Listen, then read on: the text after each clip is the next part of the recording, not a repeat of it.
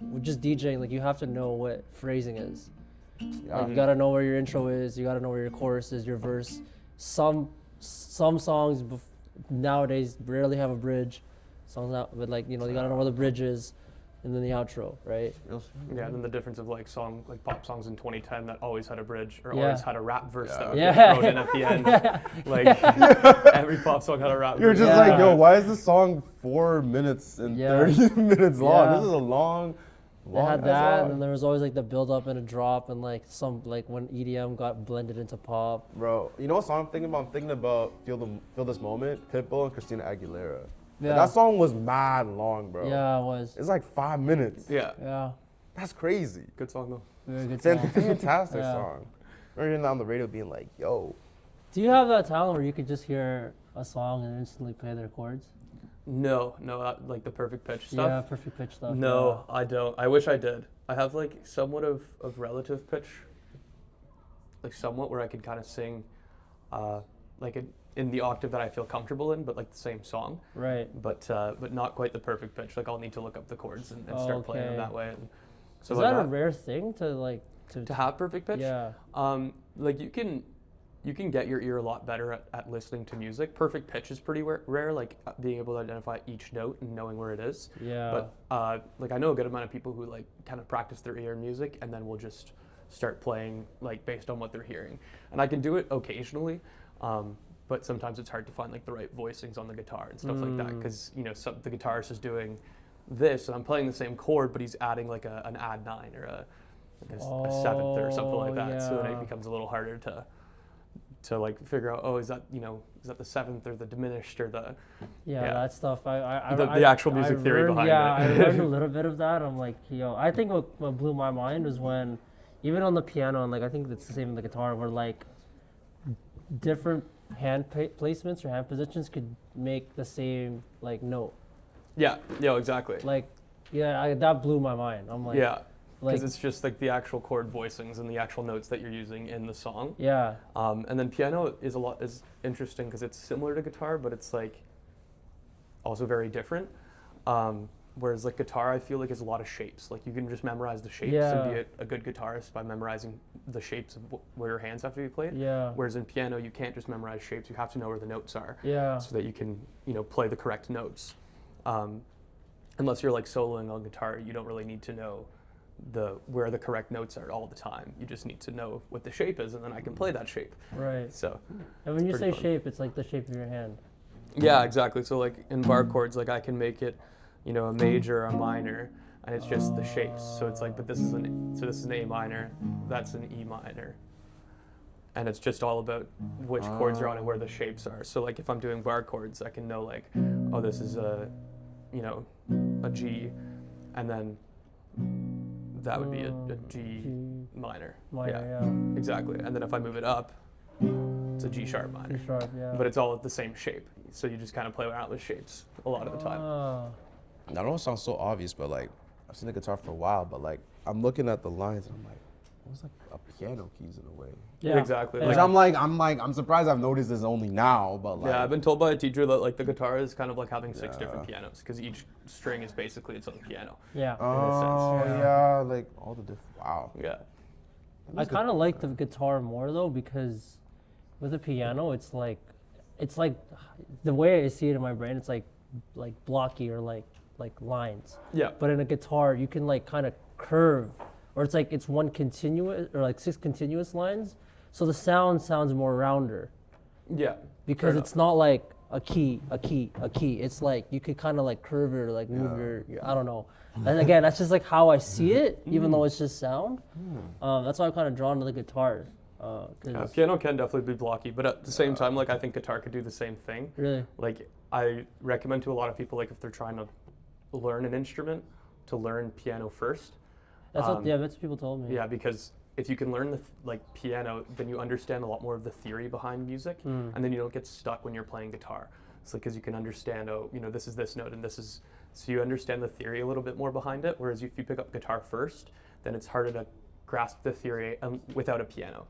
Like I had to kind of teach myself a little bit of piano in school to be able to kind of understand a little more about the guitar and how, where my voicings were and where my chords were. And I will advocate for that because I played like saxophone from like 4th to like 10th grade.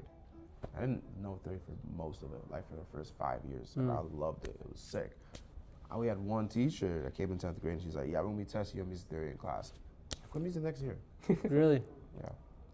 I find it interesting because once I learned about the Camelot system in DJing, because in Serato they'll give you like give you colors in like 7B or like Yeah. or like 6A. Like I Okay. don't know like the classical like the nomenclature, but when I see the colors, I was a photographer before I was a DJ, and I knew I knew a lot of color theory, and I knew how to like balance colors and understanding like analogous color themes and like complementary color schemes. And when I got to colors, I'm like, okay, like this is why these two songs sound good together, because like I don't know the name of the key, but this one is a red and this one's a yellow, and they sound good because the red is just one color away from the yellow. Yeah, okay. You know what I see. mean? Or like Yeah, the yeah. orange, but like a red won't necessarily sound good together with a blue because it's like in the classical term, it's a major versus a minor. Yeah. And I, You know what I mean? No, I Yeah. literally see that because like I'm not even thinking like different shades of red, right? It's Yeah. Because you always think about DJing where it's like, okay, you don't want to mix into a song where it's like 10 beats a minute or like more, No. right? So I'm thinking like, okay, all the red shade songs are like, Yeah, let's say 'cause you're they doing would- like 140, 150, then red shades are like 145. No, You it's know, just sometimes it's the same BPM. Yeah, But then okay, I'm like, exactly. but it's like this sounds like almost a train wreck. But it's like why? Like it's like Yeah. it's like a song is like arguing with the other song. Yeah. But then when I get like two reds or like a red and an Exactly. orange, Yeah. they like become one song. As Yeah, a they blend, blend it's together. beautiful. They blend together, It's yeah. beautiful, yeah. And I feel like with guitar, I'm curious that if, like, have you played in a band before? A little bit, but not much. Like my Oh. last year of 12th grade, I did like a band for my last semester. Instead of going to school, I was actually part of it was a co-op that I did. Yeah. So I did some band work in that, but Yeah. yeah, not quite like a full band. Yeah. So, but when you sing though, like, Yeah. you have to play at a certain key Yeah. Oh yeah. to Everything match is your played. voice. Everything is played in a certain key to Right. match, and then like especially like when I did that stuff with the band in 12th grade. Yeah. It was a lot of. There was a lot of like, okay, well, you need to be singing this note, and like the pianist would be like, okay, like this is the note you're looking for, because if you're not singing that note, then it's the same thing. Yeah. Your instruments are clashing, so like your voice will be clashing with another instrument, or so it's almost like harmonies. Like it's a lot of the harmonies that happen. Like you have to make sure that you're on the right note for the harmony, because if you're a little sharp or a little flat, the harmony doesn't sound good together. No. So Yeah. it's harmonizing all the instruments together is really interesting, really fun, Yeah. especially when you have like a bass, a guitar, a piano. So when and you all start that kind of writing stuff. songs, Yeah. you already know what key like your voice and the guitar is going to be in, and so is it get that deep to where you're now like changing the lyrics or the mood of the song, because obviously it's going to sound a certain way when it comes out of your mouth and through the guitar?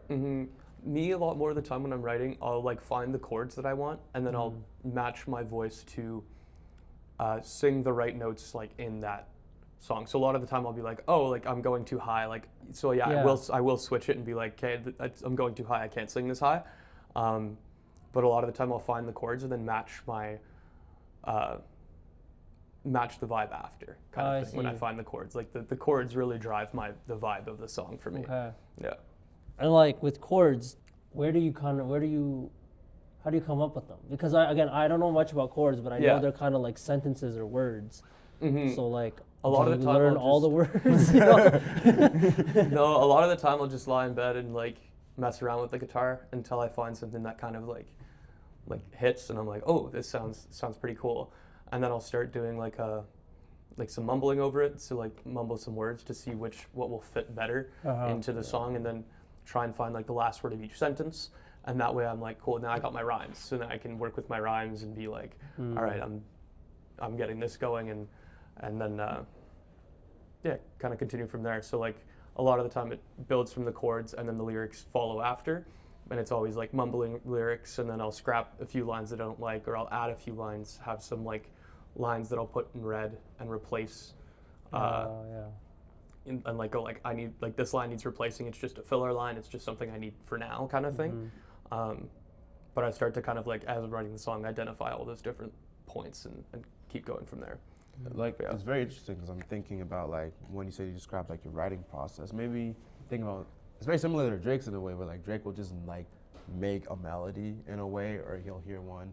And I remember I forgot what I was talking about. Maybe it's producer like Noah 40. He's saying like, oh, you don't even like hear the octave in there. You hear like the flats. You hear like almost in a way the empty parts in songs. Oh yeah, he said the space. The space. Oh, yeah. Yeah. You hear the space a lot in music. Which I'm like, damn, that's like a pretty like gifted writing process because like we go back to what we were saying with Drake with the same chords. I think that's how he's been able to make music for the last 15 years. Is it like sometimes good quality on all the music? No, but you're guaranteed to get a banger from Drake every single year, which I think as a still concept is pretty insane. Even for like good artists, it's hard to do that, you know. So he's been doing that now for like almost over 15 years. 15. He Yeah. came Especially for a rapper, like it's like unheard of longevity Yeah. to be honest. Yeah. Yeah, but like we were saying, there's a process. So like if you Yeah. can understand what the process is of like writing a song and what like writing a good song is and all that kind of stuff, you can definitely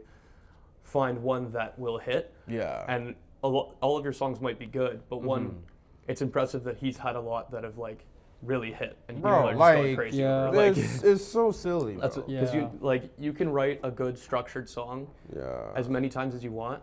It doesn't mean that you'll write a hit. No, Like there's no. we still haven't figured quite out what makes a hit, which is the kind of the interesting part to me. Yeah. Really, I don't, like till this day. Yeah. Not really. Like Till this day. yeah, there's been a lot of songs that have been like hits that you wouldn't expect. Like you know the song Psycho Killer? By who? Gosh, I can't remember the name. It's like Psycho Killer. Qu'est-ce que c'est? Oh, yeah. Better run, run, run, run. So that song was written with it was called like a cut-up method. Yeah. So basically, like you'll take like a magazine or a newspaper or something like that, and then you cut up a bunch of the like words and stuff like that in it, and then you'll put the words down on a table, and you'll try and write a song with the Holy words cow. and like write a song. So that song was written that way, like, and it was in that type of way where it was kind of like a cut-up song, and they were just kind of grabbing lyrics from this and that and trying to associate things that sounded cool and all that kind of stuff, Wow. like Psycho Killer, qu'est-ce que c'est, fa fa fa fa fa fa fa fa. Yeah, because I'm like, Doesn't this really is like a mean French much. folk song or something. Yeah, but it you're doesn't like, really oh, mean no, much, like, but Wow. it's a way to write music, you know, and that song ended up becoming a pretty big hit in the day, and it was. That kind of sounds like it was meant to be a demo song or just something to get the ball rolling. Yeah, exactly. like it's actually And then like perfect song way. was just like, hey, let's just throw it out there and see what happens. No, Or just- because like Exactly. that You makes know? that makes so much sense. Because I'm thinking like Kanye, like the Whoop De Scoop song he made, like where it's Yeah. just like it's Well, exactly. literally It means nothing. It's a It demo means tape. It's nothing, literally yeah, it's nothing, yeah, but yeah. you're just doing like melodies, like you're saying, you're humming, you're trying to create like a song. But then you realize that even for most artists, they're like raw stuff still kind of hits. Yeah. Because like even that Yeah. Kanye beat was like it's not a crazy beat. Yeah. Like, so when the beef started, I was like, Yeah, I so can that's understand. that's why I'm like, you can't really figure out what's going to be a hit song because like, I wouldn't necessarily say that both of those would be a hit No, song, but no, they did literally become not. hit songs, and I'm Which like, is but what hilarious was, in a but it way. didn't really follow that same structure of what you know Yeah. the hit pop song or the hit rap song would be, you know. How long have you been making music for? Probably since I was about 16.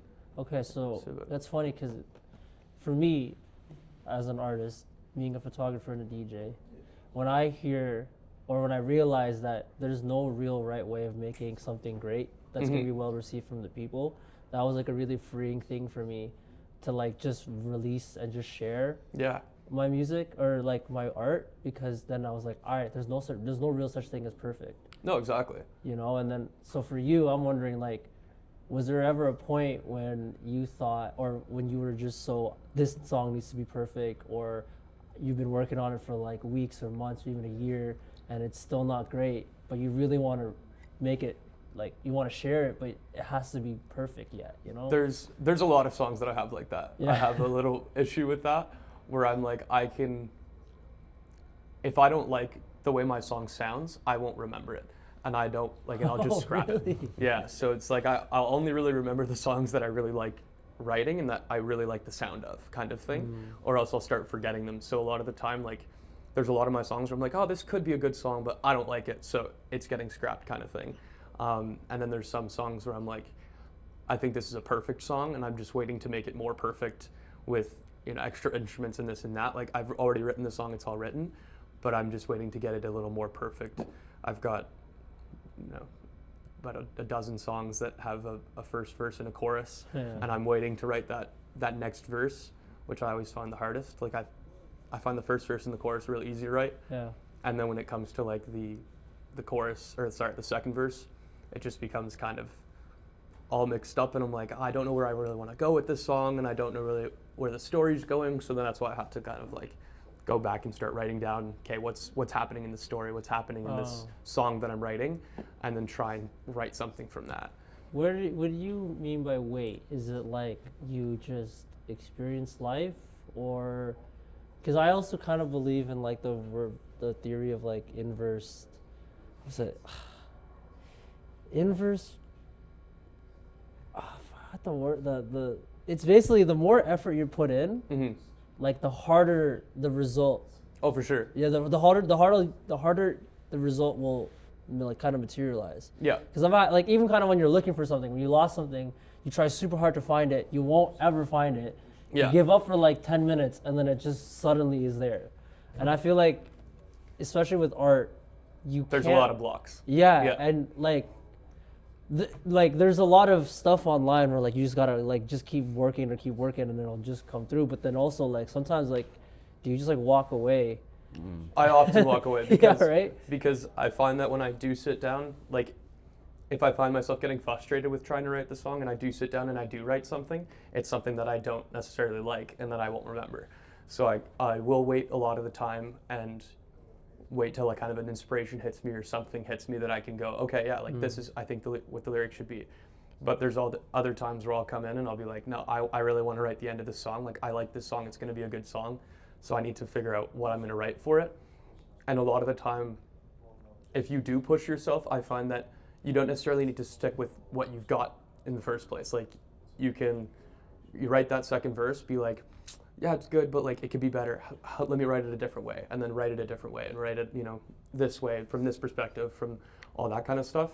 So I do think it is good to keep writing and to keep, you know, trying different things and different avenues, but it does get frustrating. So there are times where I just walk away and wait for the inspiration to hit, or a lot of the time I'll just get distracted and start playing a different chord progression and start writing a new song and have 2 songs written that night where I'm like, yeah, 2 half songs written. When the first objective was to finish this one song, but then you end up making 2 other songs. Bro, that's exactly what happens most of the time. And I'm like, all right, now I have, you know, 3 songs that have a verse and a chorus and nothing else. And I'm like, great.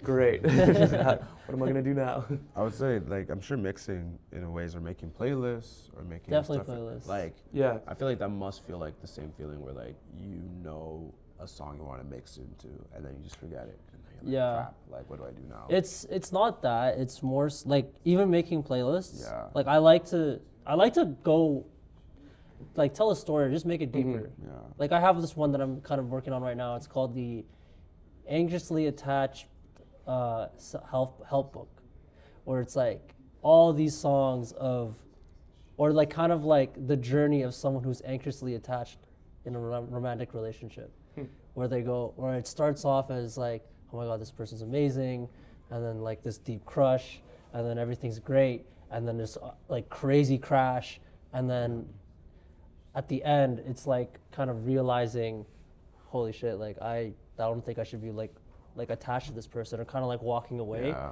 And it's finding those songs, and then once you find those songs, it's about then like, okay, at what point of each song do I go out of, right? Do I leave at the chorus, or do I, you know, kind of play to the end and let like the full effect of the magic of the song kind of hit you and then go in?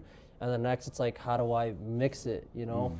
And there's just so many steps that sometimes that I'll find, and like as I'm looking for songs and I find 2 songs, I'll be like, hey, wait, these 2 songs kind of inspire another playlist. Yeah. And then I have like at least 5 like incomplete playlists or mixes Oh, really? that the objective at the beginning of the week was to finish one. Yeah. But by the end of the week, I now have 5 incomplete Yeah. ones. But I it's the think same- in a it's along the way, same with songwriting. I think in a way that's actually a more dope process because like, it's almost like the thing of like, I gotta shoot something against the wall to see if it sticks. Yeah. Right? Yeah. And it's like, you can look at us 5 uncompleted mixes, or you can look at us 5 like started projects. But at the end of the day, like, you have the freedom to choose which one you want to do. Yeah. And if you're not feeling one this day, you can go back to it at some point. So it's the same thing with like playing your stuff on the guitar, where it's like, okay, I didn't like this chord, but I can change it out, and I might remember this chord the other day, and I might want to like get back to it. And I feel like that's kind of what you have to do. I think in art is like be able to like juggle those Yeah. two things constantly. Do you give yourself pressure or the stress of like those like non-complete like projects that you have? Because I have a lot. Yeah, I don't necessarily give myself that much pressure when it comes to them, because I have a good base of songs that I have already. But I definitely like will give myself the artificial pressure if I want to finish it.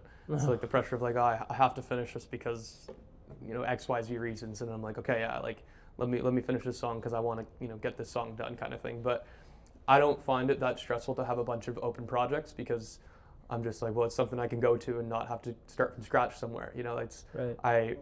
it's so easy in a day and age writing music now, where you have your phone and you have access to, you know, a recording device right away. You know, like if you had to write down music and remember a melody for the rest of the day because you couldn't record it, it becomes a lot harder to write music. But when I think of something, I'll sing it into my phone right away, and then I save it for later, and I'm like, cool. And then I can jump through my voice notes and my videos later and be like, oh, okay, I've got a lot of like started songs or started chord progressions that I can really, you know, work with.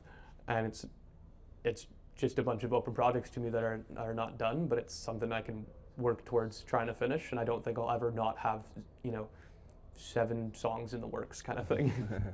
Yeah, I have like, for me, I put a lot of pressure on myself to finish some of these things sometimes, and like I gotta really just let go, or I'm like, dude, nobody knows that these things exist. No, exactly, yeah. And like nobody's waiting on you. Like, Yeah. You know what I mean? No, literally. When it comes to the perfection of mixing a playlist, what makes you decide, all right, this is the perfect song for this, like for this emotion that I'm trying to convey, versus like probably the 20, 30, 100 other songs that have that same emotion? Like what gets you to go like, okay, this is the one I want, this is what's perfect To here. me, it's deciding where in your life will you be kind of like listening to this. So like Okay. if it's like if you're relaxing in bed, that like there's a different type of song that fits that mood versus driving on your way to work Yeah. versus you on a dance floor. Mhm. And a lot of the battle is deciding like, okay, where are they going to be listening to, or where do I want you to be, you know, in a space to be listening to this. That's why I feel like a lot of my playlists right now are in the air, because I'll come across a song that's super dancey, has the perfect emotion and the perfect lyrics, but the current playlist is meant to be listened to while you're cooking or while you're at home. Yeah. You know what I mean? Mhm. And then that's why it spawns another playlist of people of just like dancing music, you know?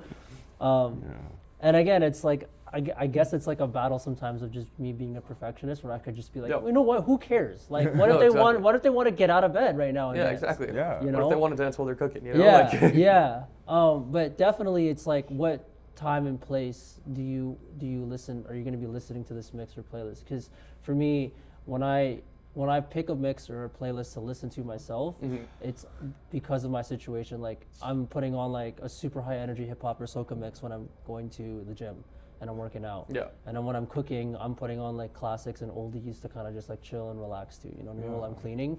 And so like it's very situational based, and I'm again like a lot of the sounds I'm just trying to make sure they fit, because to me it's easy to make an oldies mix or whatever, right? Sure, yeah. But to me it doesn't sit right when I'm following a song about love with a breakup song. Yeah. No, that makes a lot of you sense. gotta And then keep I'm the going vibe back kinda into a going, love yeah. song, and then another like song about dancing with somebody at the club. Yeah. You know what I mean? Like It's all over the place a little bit. yeah, like even though sonically it sounds great, Yeah.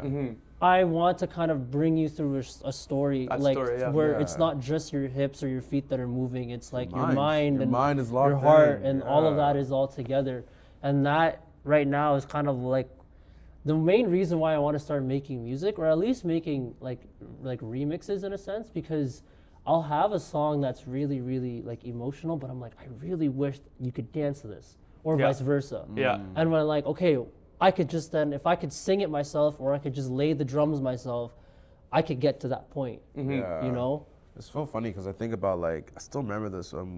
I saw you at was it on the decks, like it was outside or something Oh, at on Bank Street. on Bank Street, and Yeah. you played like the Justin Bieber Yukon song, but it was mixed into like another song. I was like, oh whoa, like this gives it like almost that like dancey type of Yeah. like vibe with somebody. Because type of like the vibe. original Yukon song it's off literally of on the a guitar. It's Okay. literally And on then a some guitar. guy he made, and it's like super pitched up and distorted with his voice. Yeah. So then someone, I think her name was DJ Honeybee, she got the instrumental of a song called Up, and then pitched, like basically reworked the pitch to make it sound like his regular voice, and like it became like a really big club song. And then I was able to then just find another song that, you know, that sounds similar, kind of like in that same kind of, like it was a red and then it was another yellow. Yeah. But yeah, it's like that. Yeah. It's that example where Yukon's lyrics are perfect, It's perfect. right? Like Riding Through the City and like, you know, in the Yukon, right? Like then I could just find another song, like I don't know, like Nelly, Ride With Me. Yeah, or something. literally, Or it's like, or like like- another like club song that has that. But Yeah. like when I'm making playlists, sometimes I get stumped because I'm like, this song is really, really hot right now. Yeah. People really, really like it. I kind of want this to be the centerpiece of like of the mix, Yeah. but Do I play the whole thing? When do I mix that it? Yeah, stuff. or it's like Real it questions. doesn't fit the Yeah. sound and the feel doesn't fit the playlist. No, you know? literally, And literally. then I'll start a new playlist with that one song, and then run it through Like, the all right, same this is pro- the start of the new one here. yeah, literally, you know. And it's like I feel like if you look at my Apple Music playlist, it's just like 7 with the same name, but like 5 or 4 songs only each, because like I'm just trying to mash together these ideas. No, that's real. Honestly, I feel like that's also like half the battle, because you're also just like trying to make sure you get what you want. Like you want to make sure Yeah. it fits like properly in the vision that you want for whatever it's like a piece of music or like a playlist. And like, yeah, I think of like Nelly to like back to almost like Yukon. That makes sense, right? Both types of songs. But what if you're like, I don't want to do this type of vibe. I want to play something different. And it's like, now you got to go through that process of like, okay, what fits for this song? Yeah, or Because like there- finding the right spot in the song to get out of it. Yeah, and it's like there can be a million right questions, but it's the one you want, yeah. right? So there's a lot of ways you can go about it, but it's like, what's true to you in your process, right? Yeah, that's true. I think for me, the biggest thing, and like even like making playlists, it's hard because as a DJ, I really, really feed off of what's going on in front of me. Yeah, like You know what I mean? Like the crowd. Like Yeah. I think like the cool part about DJing is that you're not necessarily just like you are playing music. Yep. Like that is like the music is your instrument though in Yep. a sense, right? And it's how you kind of use the music to get people on the same page as you. And you're kind of like I want to say like this is the right word to say, but like you're like manipulating people with No, you with did. No, music. here, and I'll put a perfect example, bro. If you go to any, I was explaining this to Theo because we took him to like the event on Saturday. We got a picture of us. I was like, yo, we're in Canada. I'm telling you, by getting close to 1, the Jamaican music will Yeah, start. Like exactly. they want to get people activated. Yeah. And I'm hearing hella Vibes Cartel. Yeah. I'm hearing like Mad Movado, like all the remixes that like you can think of. Yeah. Because like, yo, it was the type of time like we want to see people like get activated. I feel Yeah, like you know that's your perfect- audience. And I Yeah, could, exactly. and I could tell you how we could do that in the Toronto, Ottawa, Montreal, 3-city area. Yeah, literally. Is by 12 o'clock to like 12:45. Yeah. You're gonna have to start playing the Jamaican like female music first. If you want to, if you want to get to like the really hard stuff, later true. on, That's you have to true. get the women involved You do- first. Yeah, it's Vactos. So that like, or even regardless of like, if we're like outside of the Jamaican like niche, Yeah. any niche, Any niche. you have to like get the women on your side first, You Yeah. do. You right? do. You And do. then once you do. get the women on your side first, then you can start to introduce other things. But you, in my honest opinion, as a DJ, you like they're like 91 octane gas for you as a DJ. Like, you need to get them on your side, because if you can get, even at a wedding, right? Like if you can get the mom or the grandma to start dancing on the dance floor, everyone's coming down. Yeah, everyone will join. Right? Literally. And so once you get those people on board, then you can start playing to everybody else. Because I remember a quote, like, what was it? I used to listen to this mix called Fridays by like some of the people at OVO. I think it was OVO like Mark or something. He said something about, I play music for the guys sometimes, play music for the girls all the time. Yeah. Because like Yeah. literally, what else are you doing it for? Because Yeah. like the reality is that everyone wants to be dancing outside, and like I'm sorry, men are not gonna do that. Like they're gonna stand, they're gonna stand still for real. We're in a stiffness epidemic. We gotta move our bones. We gotta move our bones for real. Yeah, and like making women dance is gonna make the guys dance. Exactly. Right? It's like a very much like, especially in the dance, like in a dance floor setting, like, well, they don't really do it nowadays. It's just super annoying. It's like super, super annoying. Because when I grew up, I grew up in like the early 2000s. And this is when like Sean Paul music videos were them Sean Paul like, bro, and I'm like, they this were is crazy. they're like, oh wow, that's cool. Everybody's dancing, having a good time.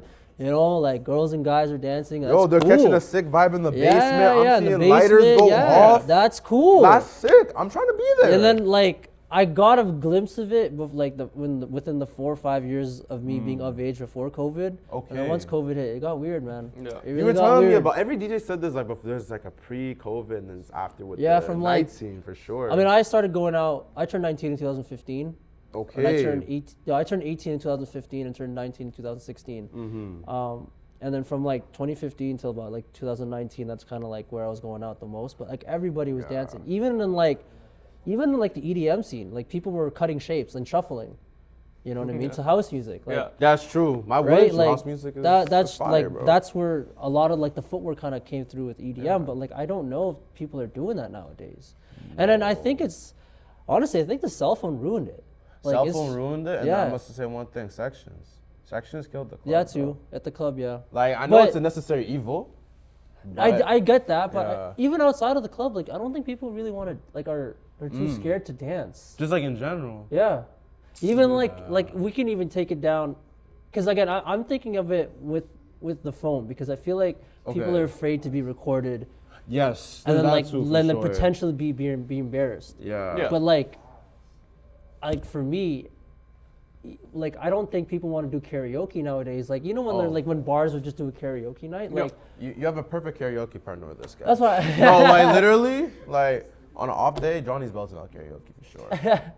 But I feel like you need to be able to enjoy yourself and really have fun. You need to be willing to embarrass yourself. Yep. Oh, for sure. And like that can get you very far, because the more willing to embarrass yourself, and the more you're okay with it, I feel like is a launch pad to be like a perfect entertainer, or like a musician, or a DJ, or any artist, really. Yeah, you gotta, like, every big artist is also messed up once on stage. Like, it's very human, and like if you don't mess up, then something's wrong. Yeah, there's one Adele clip actually where she like started a song, and then she's like, oh no, we gotta restart that. Can we do that again? And I love that. I That's love real. that. That's It's- super real, yeah. though. Because it also shows that, like, again, artists are just, they're very fallible. And I think that is the point. Art is not a right pathway. Like, there's a million, like, mess ups before you do anything right. I think of it as, like, my painting, whenever I paint now, like, it's better than it used to be. Bro, like, I'll see my girlfriend paint, and she'll paint, like, a nice landscape, whatever. Me, I'm just having, like, all right, colors. Let's do the background for, like, 3 quarters. Oh. All right, let's do this quick. I'm going to finish this under an hour. But it's, like, it requires a lot of patience. Truly, does. right? It does. And it's really important to, like, not let go of that process. No. When you're mixing in like at a club or whatever, how much of your set is set in stone, and how much of it are you trying to change That's a to good get question. to get the crowd that you're That's a wanting to good have on this? question. That's a man. really good That's a question, good actually. question. For me, honestly, it's like just like I probably only have like two. Hey, I have like 3 songs, or like I call them like combos. I really only have like at the most 5 combos that I know are gonna work and I want to play, but everything else is like I'm watching what's going on. I have the way I organize my crates is like situational based or like crowd types, and then I'll just wait and see like who's walking in, who's receiving the music well. Because the way I see it is, if you're, let's say, if you're responding well to Drake, you'll probably respond well to like, I don't know, Rihanna or like Travis Scott. Yeah, of course. Or if you're responding well to Beyonce, you're probably gonna like Yeah. Rihanna. Or if you're responding well to Justin Bieber, you probably might like One Direction. Exactly. Because I know how impactful and powerful music is. Oh, for sure. It creates so many core memories, and It's what I'm insane. trying to get at the very end of the day is to like bring out those core memories out of you. Yeah. Especially when I'm at a wedding. Like one of my favorite questions to ask when I'm having a brief with the client is like, give me like 3 or 5 songs that you and your best friends have from like high school or whatever, right? Yeah. Because even if you just give me One Direction, like what's it called? Oh, you know you're beautiful. If you give me that song, I know you were like, I know if, especially if it was the bride who's into that.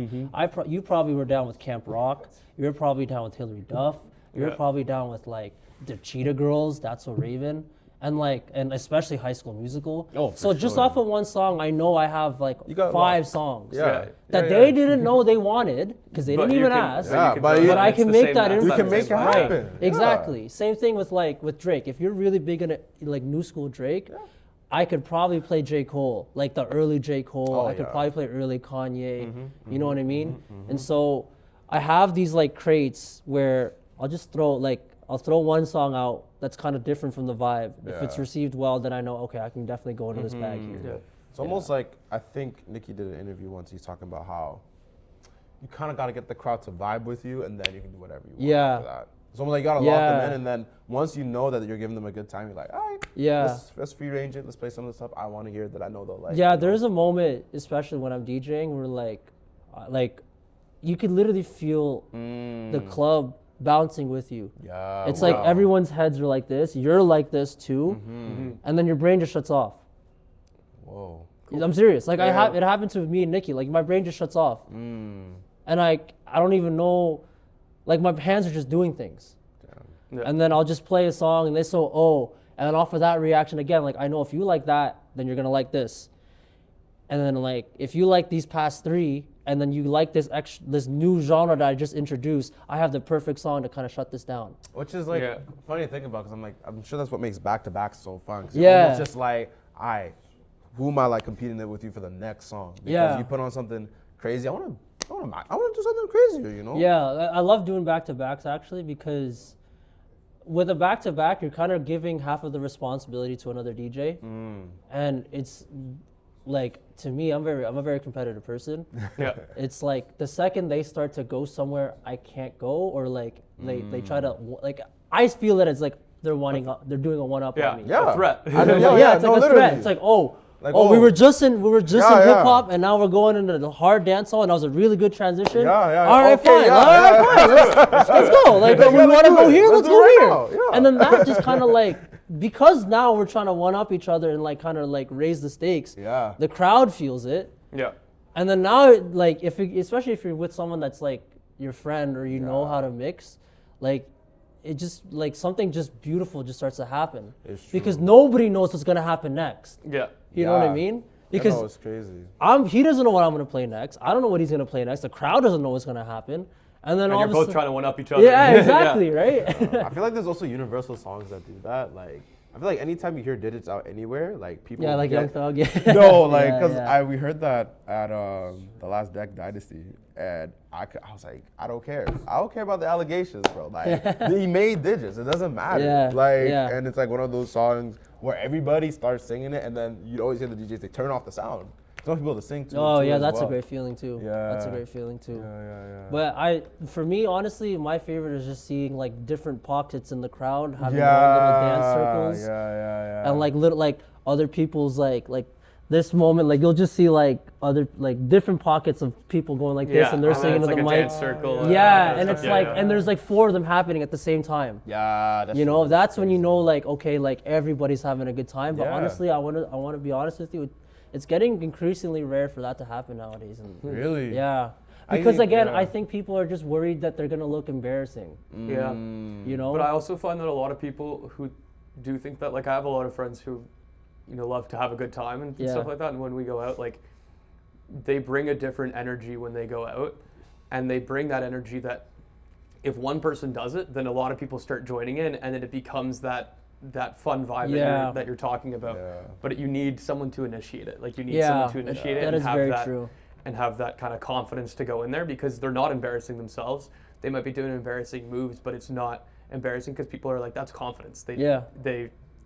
They mistake, or not mistake, they see it as confidence rather than embarrassment or anything like that, which Yeah. I find really interesting, and it's fun. It's interesting. I'm thinking, I don't know, I got this on my mind. I'm thinking of Bobby right now. And That's who- yeah. No, it's literally, I was like, he's definitely talking about Bobby right now. There's no way. Yeah, no, he's he's in the club and he's always, you know, dancing, and he's doing moves and stuff like that, but he draws a different type of energy when he's doing it, and people are super receptive to it at the clubs, at the bars and stuff like that, and kind of join in right away. Like, and it's pretty fascinating to watch. Wow. Yeah. Wow. Yeah, and like I think I'm worried though. That's why I bring this up again. Is like I feel like there's a lot of people that are like that, but because there's not a lot of other people doing it. Yeah. It won't give them that sense that what I feel inside to like be the silly guy or like the confidence guy. It's not the right thing. No, because exactly. I'm kind of like alone in that. Yeah. You know, because I remember going, especially like to, let's say 2016, like that where like going out was just like, it was still pretty much like everyone's trying to have a good time rather than everyone looking like they're having a good time. Yeah. You would just see that randomly. Like you'll just see like one group of guys over there with that one guy, and then one group of girl over there, and then like, you know that like, okay, it's okay to just be like that. Yeah. You know, to just have a good time. Because I'm very much that guy when I go out with my friends. Yeah. But it's not confidence inspiring if I'm the only person Doing. No, yeah, you're fair. like that, right? Yeah. You know? And so yeah, I say this a lot, but I really hope that we can just shake this like fear of looking stupid. Yeah. When we're supposed It to would have help a a good lot. time. Oh my Because God. being stupid is having fun. You literally. Yeah. You gotta be a little silly when you're having Yeah, fun. And I think, literally. like, Yeah. that's the whole point of it, and that shouldn't die when you get to like adulthood. Because I feel like you'll be hitting 25 and like, I gotta be serious now. I'm like, yo, got another like 75 years left. You're guaranteed you're gonna spend the rest of it silly. Yeah. Like, come Yeah. on, we gotta like make this life a little bit more interesting. Yeah. You know? You can't be on guard all the time. You know, like you gotta be silly. Yeah. That's important. Like- hopefully we can shake it. Yeah, I mean, because I bring this up. I when we talk about not looking silly, it brings up thoughts of like perfection, Yes. and I think that's why AI is so like appealing to us, because AI doesn't really make mistakes in a sense. Sure. Yeah. You know, like when I bring up AI, like I'm curious, like how do you feel about AI music? Because that stuff sounds too good. Yeah, that stuff. Yes, it's concerning almost a little bit, but also interesting, because I think like we're still at a point where some people you can still kind of tell the difference. Yeah. And I think that it's not quite AI, but I think that computers were introduced to music a long time ago, and like having stuff like auto-tune and stuff like that like makes someone sound completely different from what they actually sound like. So it's almost a version of AI, in I a guess sense, so, yeah. where you have like someone who's so heavily auto-tuned, but if someone knows how to auto-tune correctly, like someone who's really bad at singing can sound really good in a track, in a song and stuff like that. So I think that it started before AI got introduced. So I don't really see it as like a big threat, because it's also hard. Like it can write rhymes for days and write a quick song and all that kind of stuff, but has a hard time drawing from any emotion. And so it'll write, songs that it understands the analysis of the song, but it doesn't necessarily understand that emotion that the song is trying to convey. And so when people listen to it, they're not necessarily listening to the lyrics because it's not that emotional. But I also find that people listen to music in two different ways. Like, people will listen to either the beat and the actual music of the song, or people will listen to the lyrics.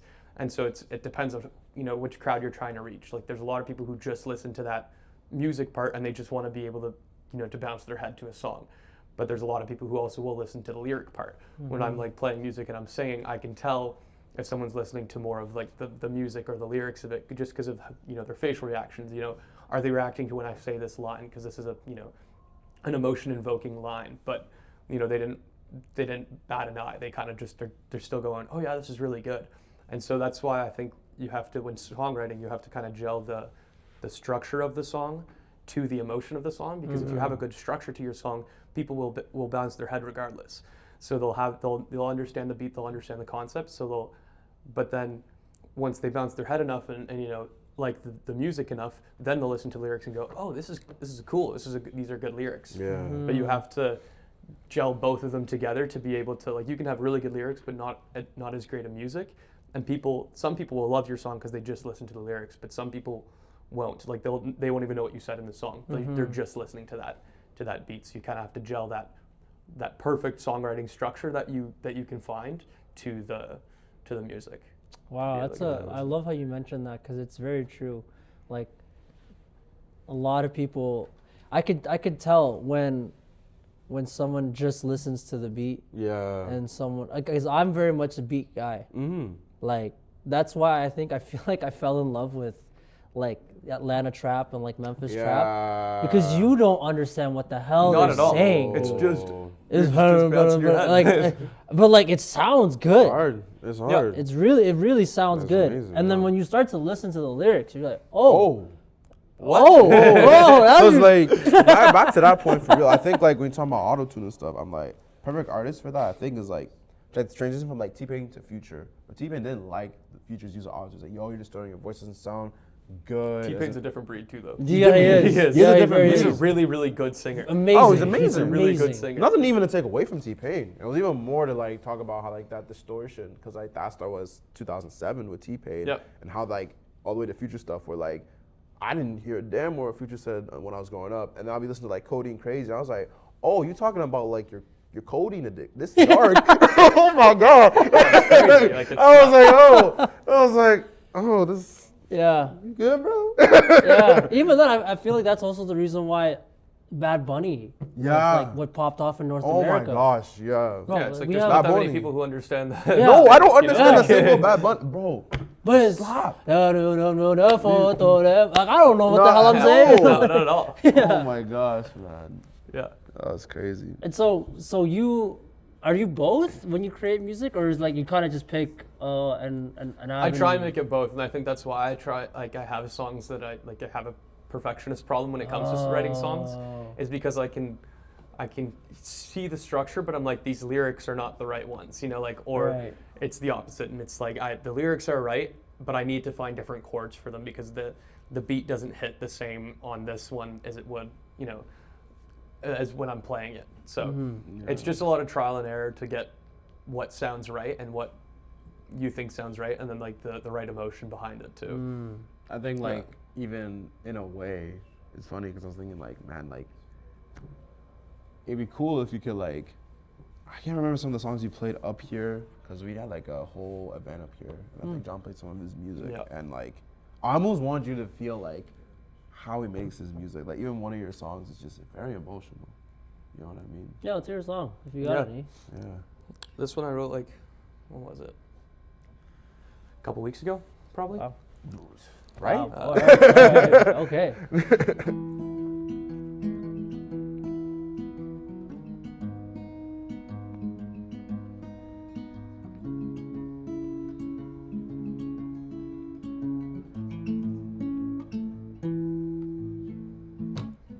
I won't lie, it's been getting hard recently. Thoughts are swirling around my head, and I can't really sleep. It's like I'm doing something wrong, but then you call me.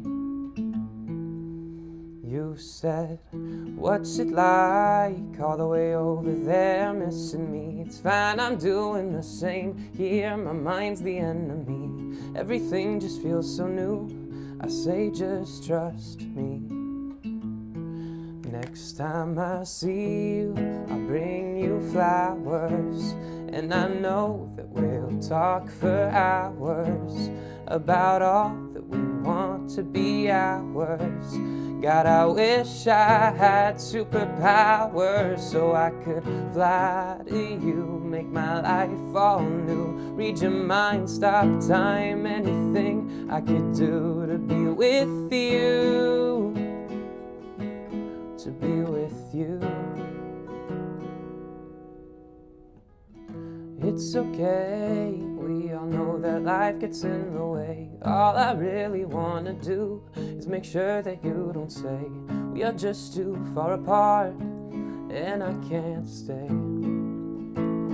'Cause next time I see you, I'll bring you flowers.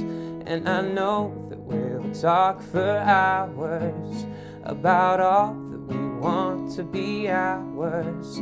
God, I wish I had superpowers so I could fly to you, make my life all new, read your mind, stop time, anything I could do to be with you, to be with you.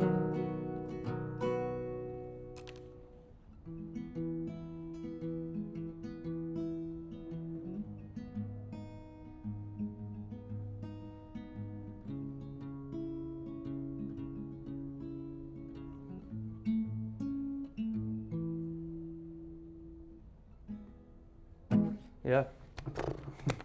Dang.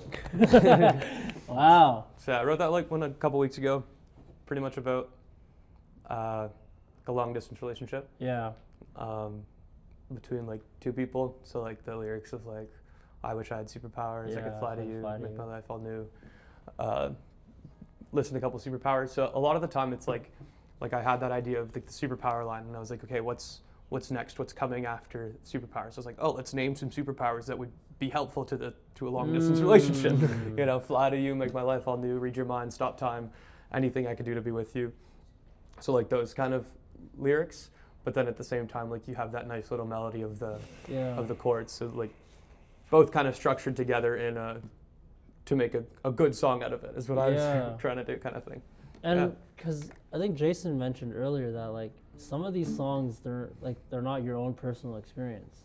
Not really. Like I have been in a long distance relationship, but it was a while ago and all that kind of stuff. And it was like there's some emotions in my songs that I feel and that I've been through.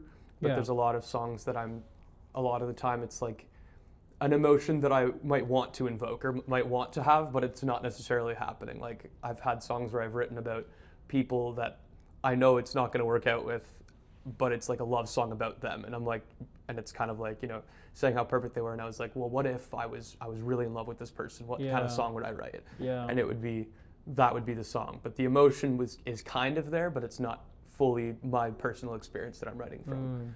And like, are you getting inspiration from like other, like your friends or people, like stories that you've heard of other people that you know? A few of them, yeah. A lot of them, like some of them are from movies, like movies that I'll watch and stuff like that. There was one time I was really desperate for a song, so I wrote, I texted my friend, I said, yo, why do you like your girlfriend? And he was like, and then he gave me a reason. He's like, well, she brings me breakfast in bed. And I was like, that's the only reason, crazy, but okay, I'll write a song with that. And then hopefully I remember.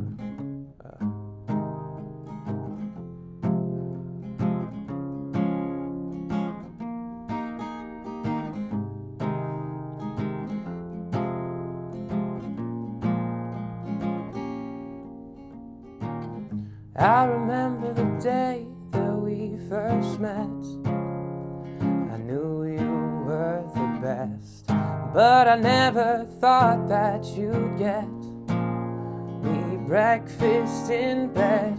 Oh, I don't deserve you, and I wish you knew.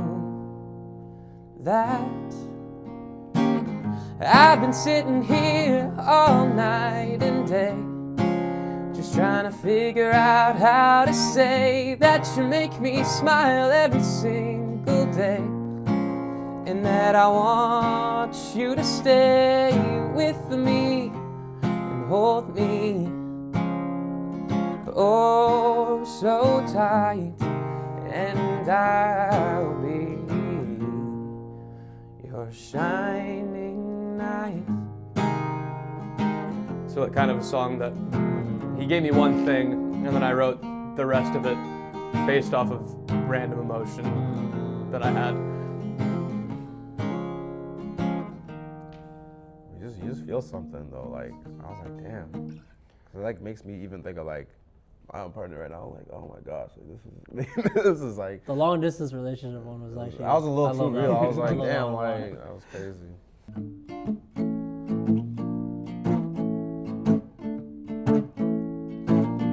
Like this is one I don't even have done yet. Like I might, but I don't know if I'll remember the second verse right now.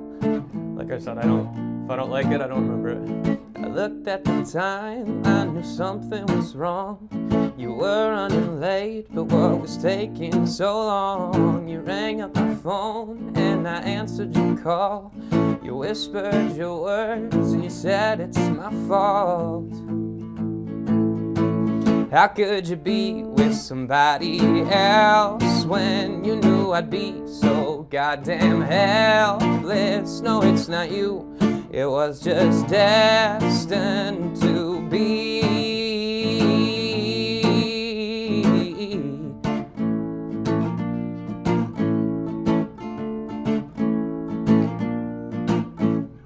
We went back and forth and you went to defend.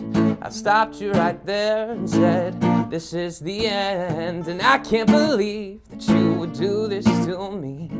Don't waste my time, you can go off with him. How could you be with somebody else when you knew I'd be so goddamn helpless? No, it's not you, it was just destined to be.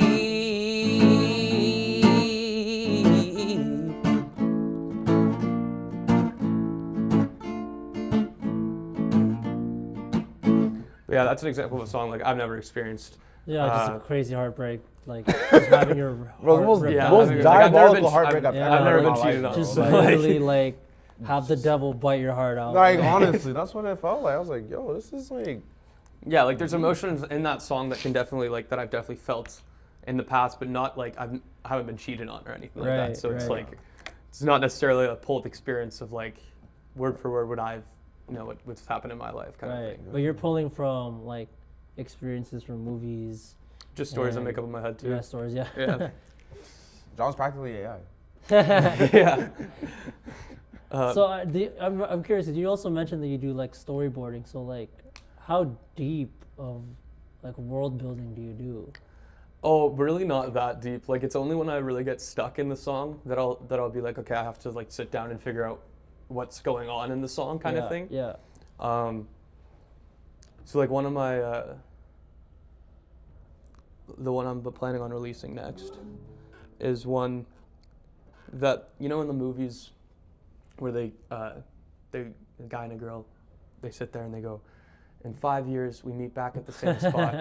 And if we're it's both meant- single. if we're Yeah. single and we're meant to be, so I wrote a song and I was like, what if so it's from the perspective of the guy, what if he shows up and she also shows up, but he wasn't the only guy that she said it to. Ooh. So like that's how like deep I'll go kind of thing. Ooh. That's a Korean drama. Korean Holy. I've seen those before. That one pisses me off. Oh my God. Holy. No, real. That's like a diabolical situation because like maybe do half a decade for this. Why? Do you hate my guts? Yo. Yeah. So like that's kind of the song I made up, or the story I made up for this song. So it can kind of go pretty deep, but I'm like, that's just the idea of it. I don't actually create like, here's what they say to each other and here's the next scene and all that kind of stuff. It's just like, what if this happened? What song would he go home and write kind of thing. Okay. So this was called Waiting For. Oh, what it would have been if you didn't always pretend that you were fine when it was all just a lie. And when you said you were a mess and put your head up against my chest, I didn't ever second guess, I just always tried my best. And you said one day we'll see, meet at our spot by that little tree. But when that time came to be, it wasn't me you were waiting for.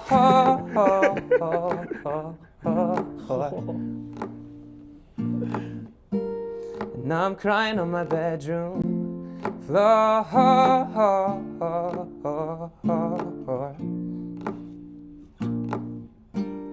'Cause I wanted more and you weren't sure, but I just can't endure thinking that I'm not yours. Oh, what I would have said if you weren't always in your head. We went from cuddling in bed, now you're leaving my messages unread. You said one day we'd meet, if it was ever meant to be. But when that time came, you see, it wasn't me you were waiting for.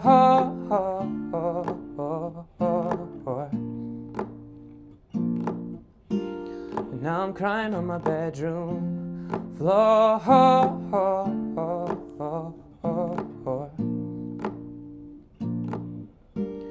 'Cause I wanted more and you weren't sure, but I just can't endure thinking that I'm not yours. Jeez. Wow. Yeah. Right? I feel like honestly that one was one of like that's one of my I can like favorite songs see you it made. Yeah. happening. Yeah. Like It's so like, visual. There's like a hill, and he's coming around the corner with flowers, and there's already it's her and some other guy, and he's just sitting there. He drops the flowers, Yeah. and they're like, "Oh, what are you doing here?" And they're like, "Oh, I'm just in the neighborhood." And then boom, he just I was turns just in around the and goes mid- home. It's like crying in the car. Wow. You know. So yeah, a lot of the songs come from stuff like that, where it's like a story that I build in my head similar to that, and then pull my own emotion to go into songs like that, but not necessarily a story that is all about myself. Yeah, which I think helps make my songs a lot more relatable to people. Because if you start writing songs super specific to yourself and to and you go like, oh well, I did this and you did this and I did this and you did this, it becomes a lot harder for people to make their own story out of it. Like you might have thought of a hill in that song, and like he's looking up the hill, but Jason might have thought of a train station, and someone else might have thought of an airport, and someone else. So it's like they can make their own stories. But if I go, I went to the airport and I did this and I did that. Now you have to picture an airport. Yeah, you have to true. do this, and you That's have to true. picture what they're doing. Whereas when you leave it up to interpretation, a lot of the time people will relate to it more because they'll be like, oh well, that's about, that song relates to me. I understand that, and I think that a lot of songs do that. Like in most songs that you'll hear on the radio or on like the big songs, they don't go too niche into what they're experiencing, but they'll go into a general emotion that you can feel and that you can make your own story and picture your own story after that and based off of that. So you always start with an emotion, or like? I always start with chords. Okay. Most of the time. But when we get to lyrics. When we get to lyrics, it's kind of it's like a vibe. It's a vibe slash emotion. Yeah. Okay. So it's like I've sent my like a chord progression to a friend before, and I went, "What does this song feel like?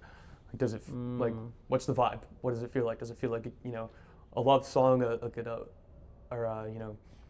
heartbreak song, or what kind of thing?" And then I'll go and try and match that vibe in lyric wise, and then start mumbling lyrics that might have to do with that.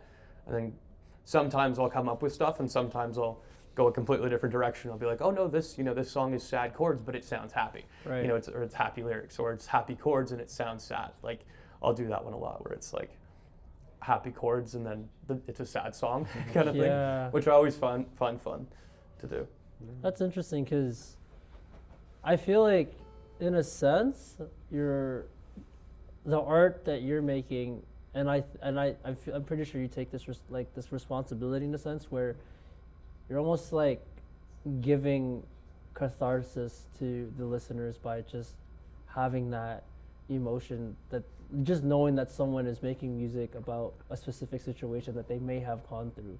Mm-hmm. Like, do you see yourself, or do you see that kind of responsibility or that service that you're offering to those people? Yeah, I don't see it as much as a responsibility as it's the songs that I enjoy writing. Like I enjoy seeing someone gain emotion from my song rather than me put all my emotion into a song and then like not have that reciprocated back to me. Like I don't need that validation in my emotions kind of thing. Right. Whereas when I see someone who's, affected by my song or like, really captures the emotion and stuff like that, that makes me feel like, oh, I've done something good. Like I've touched a nice point, in their thing, whether it's, they're super happy about the song or they're crying about the song or whatever. Yeah, I don't see it as like a responsibility as much as I see it as like it's the songs that I enjoy writing, and so I don't need to make it about me. I feel like you'd be helping a lot of people with those type of songs that you're writing, man. Because like, especially like the long distance one, that one, there's a lot of people. Yeah, I've made a few friends cry for that one. And even this one too, man. Like that's a really heavy feeling. There's not even a feeling or an emotion in the English vocabulary to describe like being. It's not even being betrayed, but like just not being told the whole truth. Yeah, exactly. And then like just being let down, and then it's so charged with love, that there's no other choice. But since there's no words to describe it, the song kind of carries that emotion for you. Yeah, and I think it helps people kind of relate to it and understand the situation that's going on in the song itself, and being that kind of, they can put themselves in the shoes of that person, rather than if you're doing everything based off of your own emotion, they might not be able to because they've never experienced that exact situation, so they kind of just brush it off, and that's when your beat needs to be really good, and your music needs to be really good, right? But if you can capture people with your lyrics, I think it helps a lot. Because one song, or I think just even music in general, that can tell a story and give you an emotion or decide like a peek into what an emotion might feel like in a certain situation. I think those songs are important because there's one song that kind of clicked for me like that was Lost Ones by J. Cole. Yeah. And it's about basically, the song is about a situation of when someone gets pregnant, but the father wants to get an abortion and the mother wants to keep it. So it's like obviously like the verse, the chorus, the verse, and then his final verse. So the first verse is the perspective from the father, and it's like, look, we're not ready for a child, man. Like we can't even support ourselves. How are we gonna support us? Then the chorus, and then it's the mother's perspective, and it's like, I don't care. This is my child. This is your seed. Da da da. Then it's J. Cole's perspective. But I remember I was like 14 or 15 listening to that, and I'm like, I don't even know what this is, but like I understand you it get now. it. Yeah, exactly. And that's the same thing with most of your songs right now. I'm realizing it's like, I don't know what a long distance relationship feels like. I don't know what it feels like to be cheated on, and I don't know what it feels like to have a woman lie to me like that. Yeah. But you can understand it. Yeah. With like the certain words and phrases that you say at certain points, coupled with the chords, you feel the emotion without even having to say it. And that's why I mentioned that responsibility, because I feel like it is important to make songs like that. Yeah. To share the emotions and the stories of pain or even joy. Yeah. To then give people an idea of like, oh, even though I haven't felt this way, like some other people might have. Yeah. That's what I mean. So, dude, I love your music, man. It's amazing. Thanks, bro. Yeah. No, I've released a couple songs. What was that one? Like these are all like, out of all the songs that you've made in your life, how many have you kind of released to like digital? Two so far. Two so far. I'm hoping to get my next one at the end of January. So you haven't made an album yet? No. Oh wow. No. I have a lot of songs, but. And you're 16. You said, and how old are you right now? Well, 16 is when I wrote my like first song and started learning guitar, and then I didn't write songs for probably like 5 or 6 years after that. So then like I didn't start writing songs until I was like 20. So it's been like about 4 years that I've been writing songs. Wow. Like, pretty consistently. Wow. Yeah. It's pretty crazy, honestly. And even from like time, like John like had a great like ability to sing as well. So like Yeah. guitar felt like the natural next step anyway. So it's all testament to like him. Honestly, he's been very great at what he does for a long time.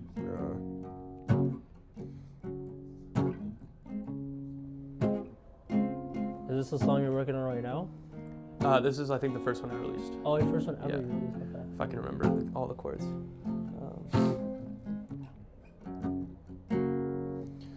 It was always hard to come between me and you. Thinking back, I always told you the truth. I even said I love you.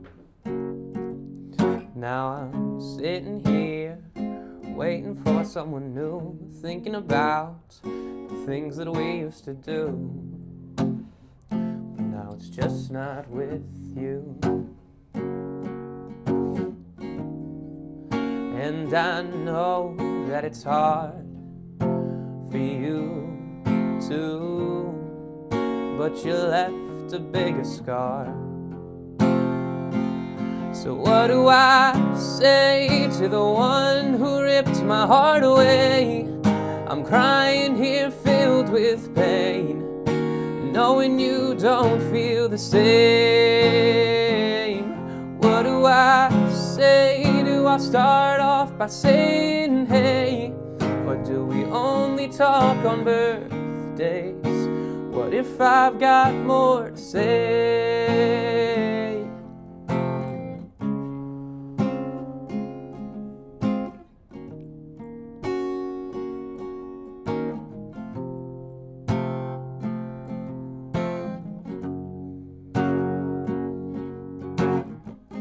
It's so hard to show that I've been doing so good. Haven't seen each other, and we probably shouldn't.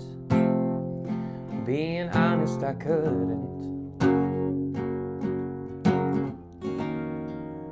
And I know that it's hard for you too, but you left a bigger scar. So what do I say to the one who ripped my heart away? I'm crying here filled with pain, knowing you don't feel the same. What do I say? Do I start off by saying hey? Or do we only talk on birthdays? What if I've got more to say?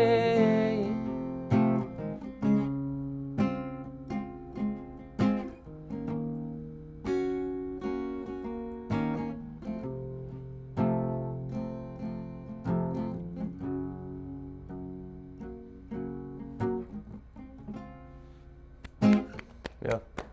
That birthday's line. Yeah, And that's the birthday thing, so, stacks is crazy. When I say like there's always like there's something that I can relate to in the song, is like that birthdays line would be one of them. There was like Yeah. I have had exes text me like happy birthday, and I'm like, oh, that's Here you enough, go. that's enough. But it's like that's where a lot of the emotion came from the song. Like it's just that one piece, but it Yeah. doesn't mean that everything in the song is about me or that can relate to me. But there's bits and pieces of every song that I can pull and be like, oh yeah, this is something that I Right, like you've experienced. experienced this, and then like you kind of just build off of what that emotion might have led to, or like Yeah. that storyline could be fleshed out in a sense. Yeah, exactly. Like a lot of hypotheticals and what ifs. You know, like in my songwriting, where it comes to like, oh well, I've experienced this, but like, what if I felt this way about Yeah. it? What if I was, completely in love with this girl? What song would I be writing right now? Right. Yeah. Written some pretty good songs off of it. Sometimes I've got nothing. Sometimes it was like I wrote a movie about, or I didn't write a movie. I wrote a song about 2 movies that I watched. They were just out of the movies, and there was one scene in the movie that I was like he messed up, and I was like, oh, what if there's a song about second chances? And then I wrote a song called Do Over, where it's like the guy's talking to the girl and being like, I want a do-over. Like, what can I do for a do-over kind of thing. Right. So that one's pretty.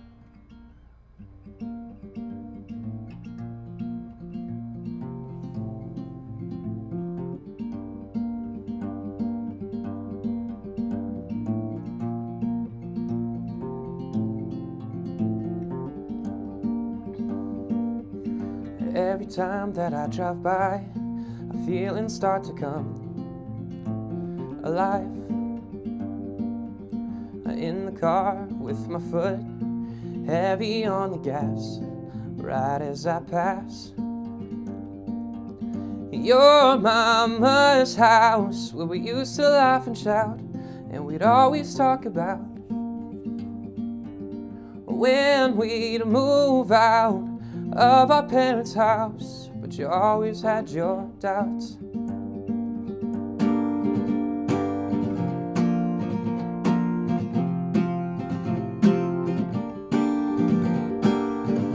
I just want one more do-over when I'm just a bit more sober, and I'll sweep you off your feet.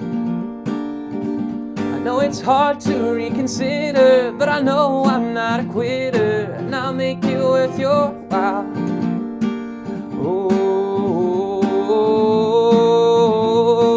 Oh, I'll make it worth your while.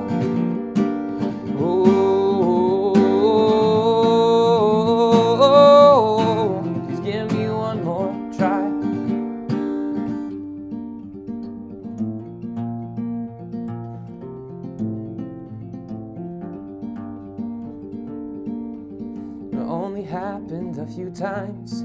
I'd come home late at night, the alcohol took my sight. Forgot about date night again. Instead I went drinking with some friends. I didn't want the night to end. Now I'm back on the couch, hearing the cat chasing a mouse, feeling so damn shitty about how this night could have turned out. You and your pretty blouse, but now you're telling me you wanna move out.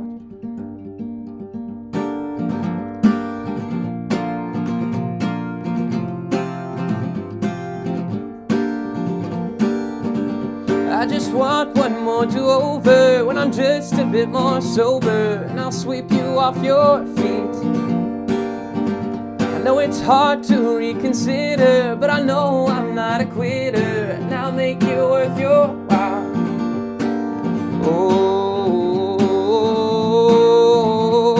Oh, make it worth your while.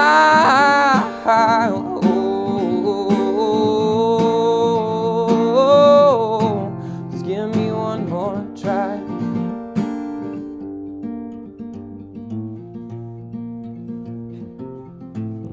Just give me one more try. I think like that's the best song you played today, honestly. Yeah, that was like just the from a best- the movie. best one. Like Wow. I watched it. That was the best Wow. one. Like, I also feel like the chords are just very universal as well. Yeah, Like, yeah, I'm really good at writing 4-chord songs. yeah. Just writing the I same. feel like I've heard that same melody before, and I was like, oh, I was in it for a second. Like, it was a beautiful Yeah, song. some of the songs that you like to mention that Ed Sheeran point that like Yeah. a lot of the songs kind of just share the same chords. Like, Yeah. like it's cool because like I'll hear the chords and I'll go, oh, it kind of sounds like this song, and then you just like completely play your song, and I'm like, oh, and then I'm Yeah. like just lost in your world now. It's pretty cool. Yeah, no, it is. It's a lot different, and like that's the thing. Like, it's hard to get inspired by like, I don't know. I'm always scared to get inspired by the music because I'm like, I will write a song that's super similar Yeah, to like a song without even realizing it. But at some points you have to listen to other music and get inspired by, you know, those chords and whatnot. And a lot of the time I'll do it with my own songs. Like I'll have songs like I have a song that has a walk down that go, and I'm like, okay, that's a good walk down, like boom, boom, boom.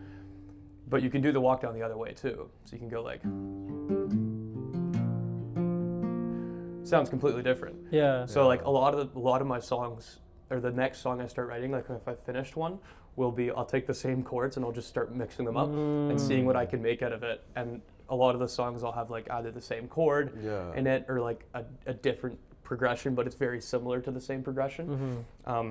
I call it cheating in music because I don't have to write anything new. Basically, I just have to Right. write a new melody to the new chords kind of thing. But at the same time, it is different. Like, you know, like this sounds a lot different than right.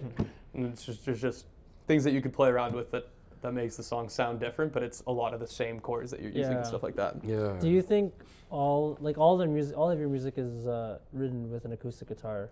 Yeah, except for one song I wrote on piano. Like- Well, I'm more curious now because like, do you feel like you can adapt those songs into like a band setting with like a bass guitar, some drums? I would love to. Like, Yeah. there's a lot of these songs that I'm waiting on releasing, especially that last one I just did. I'm Yeah. like, that song would sound better with drums and a full band in it. Yeah. So I need to like, I have them recorded, so I need to go to a recording studio and be like, Yeah. okay, I need to find the musicians to be able to do this, Damn, yeah. and then get a nice full song released. I have is my access goal. to a recording studio if you ever, like I'd 60 love hours that. a month, free, technically. I would love that. That'd Let be me awesome. know. Yeah. And with a producer as well, and it's like, Sick. Yeah, no. Because like that's kind of the help I'm missing right now. Is like I can hear a lot of the time what I want and stuff like that, but I also find that like producers are really good at hearing them too, and producers are really good at kind of hearing that. Oh no, this needs to be added and this needs to be added. And I like having that second opinion of it. Like I'm not too protective of my I am protective of my music, but I'm not too like hurt if you tell me to change something. Like I actually I embrace the criticism a lot. I find that it's a great way to get better and all that kind of stuff. So yeah, no, it's kind of the part I'm missing is I want to make my songs perfect by adding like band and full instruments to it. we'll talk, man, because again, I have access to a studio with a producer in it. Yeah. And then if you want rappers, I have like basically all the rappers in Ottawa that I You know. have all the sick rappers, bro. Yeah, Cool. Good. yeah. Because Yeah. like that, man, I like your voice is very much like, it has a really good tone to it. Thanks. Like, Yeah, no, I've. it reminds me of like Jason Mraz in a sense. Okay, yeah. Yeah. A lot of people have said that Yeah. before, like the Jason Mraz. Who was the other guy? The guy who writes Neon, John Mayer. Yeah, John Mayer, yeah. Yeah, but there's like I don't know how to I don't know how to say it, but there's like a spiciness because like your regular speaking voice is like smooth, Yeah. and then the second you start singing, it's like this like complete different voice. And Oh I was my like, God, it always just literally. shocks me because I'm like, obviously I'm having a conversation with you, and then when you Yeah. start singing, I'm like, this is a different guy. It's a completely different person. Yeah, literally. No, that's exactly listening to John's music like feels like, because you also get carried into that moment with him as well, and you're like, oh damn, like Yeah. this is very different vibe from what we were talking about. Yeah. Because like sometimes we'll be having full conversations with John, like my brother, my cousin, and I, and like we'll be talking about his music, and he'll break into song, and there's been like 5 minutes, and we're like, oh wow, this is yeah, great, it's like this is it's like a amazing, different right? guy You just like shows up. No, it's You know what I crazy, mean? It's not dog. like it's It's just like super nuts. like he starts singing or it's like my voice, and it's just Yeah. like, oh, Jason Mraz is here now. I'm like, oh, okay. yeah. Let me listen, you know. Yeah, That's like, I think that's a beautiful thing. yeah, that's And super dope, man. I think the same thing about your mixes too, though. Like, there's a certain je ne sais quoi you have to your stuff where, like, I'm excited for that episode of like 360 coming out. That you did, Yeah. because it was so sick, man. Like, even the music you were playing, like, it was just chill. It was such a good vibes. Yeah. And like, I think half the battle too is that like when you're in different spaces like that, I think I remember you talking like you just want to play more slow stuff. Yeah, a lot of slow stuff. Like I think, for me, I don't know either. I feel like I'm not as skilled as a lot of these other DJs that I'm around. Really? I think you're great, man. Honestly. Because I don't know what makes me great. Because I'm very critical of myself and I'm very competitive. Yeah. And so when I look at these other guys, I'm like essentially breaking them down like a scouting report, like in sports. Yeah. And I'm like, this guy's really good at this. This guy's really good at that. He's really good at this, and he's really good at that. But I can't really do that with myself. It's really weird. But I think if I were to say one thing, I think it's my song selection is probably like one of the best, I would say, or like yeah. really great. And I get that, and I probably got that from my father because he's a DJ as well. Okay. Okay. And So this is a family thing. Very, yeah.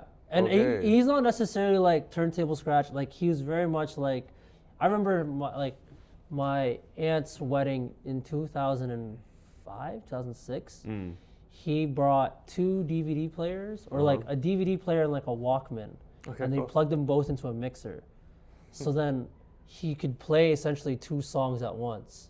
Oh. Yeah. Whoa. Okay, yeah. So he would have like a Walkman, or it was either a Walkman or like a tape cassette player. Okay. It was just yeah, like yeah, 2 yeah. different things. Devices, yeah. And he would just play them both. Oh, wow. So you could essentially like, kind of transition into one, or just not have a Yeah. big pause in Have like between. a full mix. Whoa. Yeah. Yeah. That's pretty cool. And also too with like the idea of playlisting, like he taught me how to. I made my first mixtape when I was like 4 or 5. What? Yeah, because we'd have like this like two track cassette tape player, Yeah. and he taught me how to record your own cassette. Whoa. Because you get a blank one, Yeah, cool. press play and record, and you'd press play on the the second side, and then it would record whatever's happening on the second first, side. yeah. You press pause, get another track. So I'd have like, with me, I remember the first 2 songs was like Bee Gees, How Deep Is Your Love, and then it was like Celine Dion. It was like a love mix, and he just said John Love Mix, and he would teach me like he would just like it wasn't me picking the songs, but it was Yeah. like him teaching me how to make the cassette.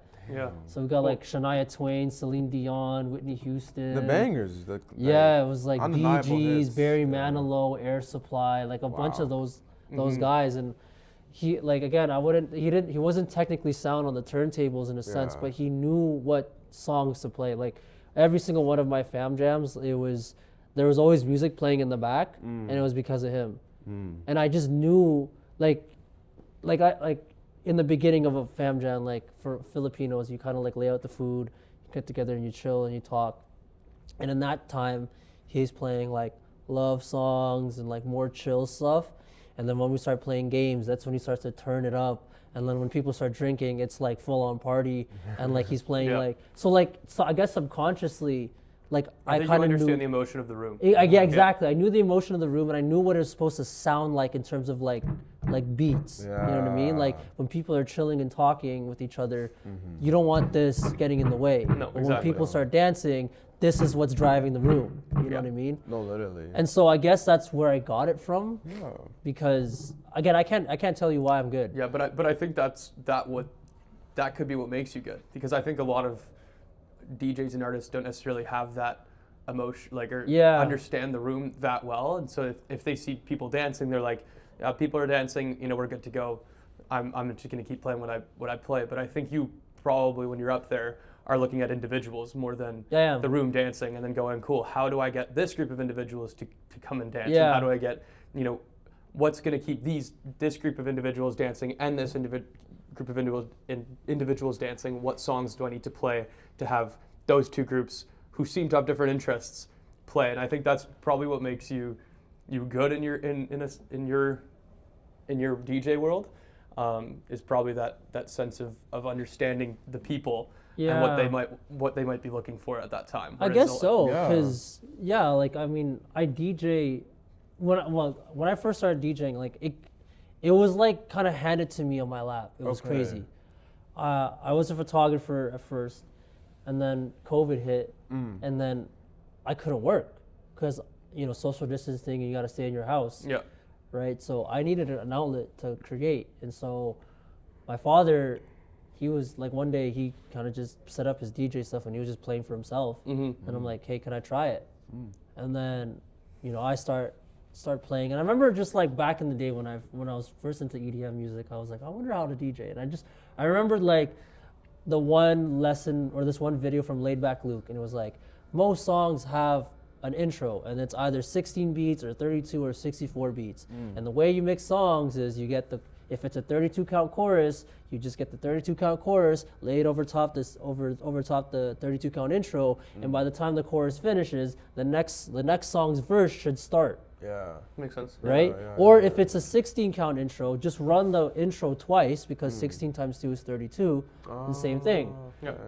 And that's the only thing I knew. As long as the BPMs match and that phrasing theory That makes applies, sense. Yeah. it should sound good. Yeah. And I remember I started mixing, and then I posted my stuff on social media because I was bored. Yeah. And then a year and a half later, when things started to open up, one of my photo clients, she messages me. She's like, hey, I have a birthday party that I want you to DJ at. It's going to be super low key, but I know you DJ. From the songs that I hear on your story, I think you're pretty good. Yeah. Why don't I just come? Just That's play organic. for free. Wow. Like, cool.